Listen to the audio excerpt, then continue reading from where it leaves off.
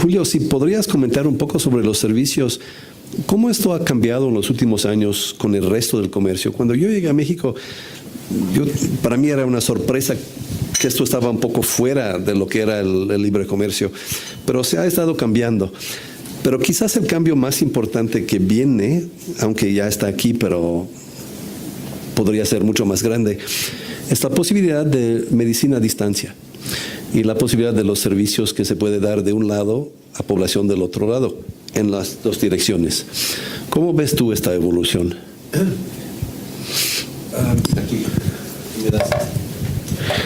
Bueno, primero antes que nada, quiero agradecerle a Jaime Sepúlveda y a Estefano la invitación, agradecerle al rector Graue y a la presidenta Napolitano. Esta iniciativa me parece espléndida.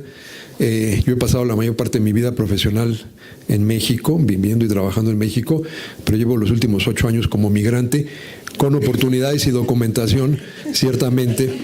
Entonces, me parece que este es un momento crucial donde la retórica contra la migración obliga y le impone a las universidades una gran oportunidad de llevar a cabo su misión de ser instituciones ejemplares, o sea, instituciones que a través de sus propias conductas y valores le ponen un ejemplo a la sociedad. Entonces, en la medida en que las dos principales universidades públicas de nuestros respectivos países, la UNAM y la Universidad de California, logran mostrar que el diálogo es el mejor antídoto a la separación y a la división. Creo que eso le da un ejemplo a nuestras sociedades más amplias y por lo cual creo que es una gran iniciativa y les agradezco que me hayan incluido. Sí hemos visto en el proyecto Erasmus el poder de la movilidad de estudiantes y profesores en lograr la integración y la demolición de los estereotipos. Yo creo que tenemos que construir un gran consorcio universitario hemisférico que permita y facilite la movilidad, no nada más por fines educativos, sino fines de construcción de una ciudadanía que demuela los estereotipos y realmente nos acerque en lo que son las identidades más profundas que todos tenemos y como Silvia acaba de explicar, son mucho más complejas que las divisiones entre americanos y mexicanos. Este panel es muy interesante porque aquí tenemos un microcosmos de alguien que es un ciudadano americano pero habla perfecto español y ha pasado gran parte de su vida allá, alguien que tiene un nombre americano por su padre pero que es gran funcionario.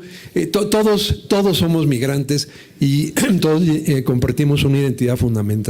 Entonces, felicidades por esta iniciativa. En términos de la cuestión de salud, hay que aclarar y el trabajo explica un marco de referencia que de hecho surgió cuando se estaba discutiendo el TLC a finales de los años 90, a principios de los años 90, un año antes de la firma del TLC y la puesta en vigor, la Secretaría que entonces se llamaba de Comercio, ahora de Economía, le pidió a la Academia Nacional de Medicina que desarrollara un estudio sobre las posibles implicaciones del TLC para los servicios de salud. Y ahí identificamos en ese estudio 4 modalidades, que son el movimiento de los prestadores, la movilidad de los prestadores, la movilidad de los consumidores, la prestación transfronteriza de servicios, que es el tema de la telemedicina que acabas de mencionar, y la presencia comercial, es decir, el establecimiento de unidades de atención médica de un país en otro. Desde el TLC, las 4 modalidades han crecido de manera importante.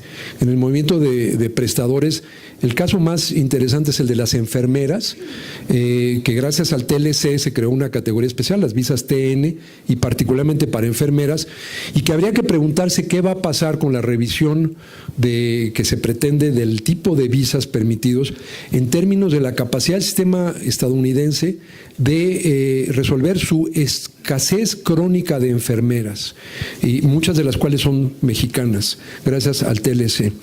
Hay un tema mayor: si se desestabiliza las visas para profesionales, hay que recordar que 25% de los médicos que practican en Estados Unidos fueron entrenados fuera, no nomás en México, sino en todo el mundo.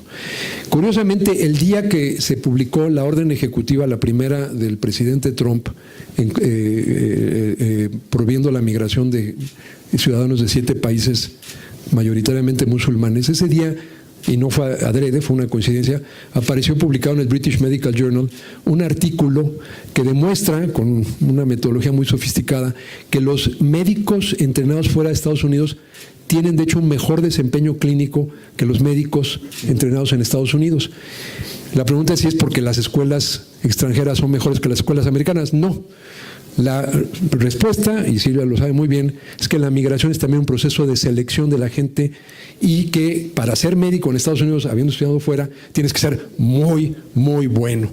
Entonces, 25% de la oferta de médicos en Estados Unidos estaría en riesgo si se eliminan las visas para profesionales de alta calificación, y sería el colapso del sistema de salud estadounidense. Y en el caso, nosotros no nos portamos tantos médicos, aunque sí tenemos muchos médicos muy buenos, sobre todo en el caso de enfermería. Lo que más se relaciona con el tema de portabilidad es el movimiento de consumidores, y efectivamente ha crecido de manera importante. Hay entre 200,000 y 1 millón de ciudadanos americanos que vienen a México a consumir servicios de salud por la diferencial de precios, que es entre más o menos 40 y 65% en promedio, depende de los servicios más baratos, los servicios de salud en México que en Estados Unidos. Entonces, en un sistema de salud que hasta antes del Obamacare tenía 40 millones de gente sin seguro, 40 millones, ahora ya son 20, pero dependiendo qué haga la administración podría volver a subir el número de gente sin asegurado. Y hay mucha gente que aunque tiene seguro está subasegurada, lo que estaba diciendo ahora Eduardo. Bueno, hay evidentemente para la gente que puede moverse un gran incentivo a venir a México por la proximidad geográfica y la diferencia de precios. Y esto es bueno, de hecho esto no es malo, es bueno, le ayuda mucho al sistema de salud y le ayuda sobre todo a la gente no asegurada. A mí por eso no me gusta este término de turismo médico, porque como que trivializa. No es turismo, son servicios a veces esenciales de gran importancia, y el TLC sin duda permitió aumentarlos. Ha crecido la prestación ya de servicio, que es el tema de la telemedicina. Es hoy un mercado de 23,000 millones de dólares y proyectado a crecer a 60,000 millones de dólares en los próximos años. Así es que allí, con los avances de la tecnología y la posibilidad de realidades virtuales y de intervenciones incluso teledirigidas, ahí hay un enorme potencial de integración que creo que hay que explotar. Y finalmente, la presencia comercial. En México hay bastantes unidades. Curiosamente, algunas de las cadenas estadounidenses que tienen presencia aquí tratan pacientes americanos acá por la diferencia de costos. Entonces, la prestación de servicios nos muestra esta red. Yo terminaría diciendo, estos son los servicios personales de salud, pero no se nos olviden los servicios de salud pública. En el 10º aniversario del TLC, y lo digo esto por último con el tema antes de las pandemias que suscitó varios comentarios, en el 10º aniversario, en el año 2004, se hizo un TLC Plus que incluyó la seguridad sanitaria y la cooperación en materia de crisis epidemiológicas. Gracias a eso, lo dijo Pablo Curi, ya se fue, pero gracias a eso se creó un mecanismo de comunicación cotidiana.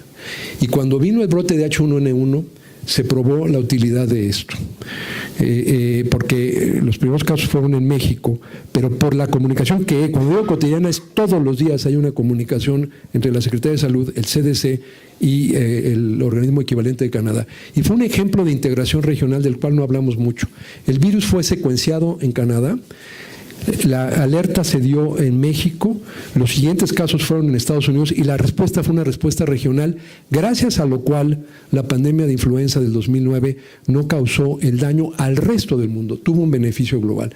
Y la gran pregunta que hay que hacernos es, cuando hablamos de renegociar el TLC, ¿también vamos a terminar con esto? Porque el resultado va a ser que los ciudadanos de Estados Unidos van a estar en muchísimo mayor riesgo que lo que estaban antes.